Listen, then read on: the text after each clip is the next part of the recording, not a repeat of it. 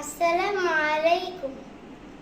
মহান রব্বুল আলামিন পবিত্র কুরআনে হাকিমে সূরা বাকারার 185 নম্বর আয়াতে বলেছেন, শাহরু রমাদানাল্লাযী উনজিলা ফীহিল কুরআন হুদাল লিন-নাস ওয়া বায়িনাতিম মিনাল হুদা ওয়াল ফুরকান ফামান শাহিদা মিনকুমুশ শাহরা ফালিয়াসুমহু ওয়া মান কানা মারিদান আও আলা সাফারিন ফাইদ্দাতুম মিন আইয়ামিন উখরা ইউরিদুল্লাহু বিকুমুল ইউসরা ওয়া লা ইউরিদু বিকুমুল ইউসরা ওয়ালিতুকমিলুল ইদ্দাতা ওয়ালিতুকাব্বিরুল্লাহ আলা মা হাদাকুম ওয়া লাআল্লাকুম তাশকুরুন।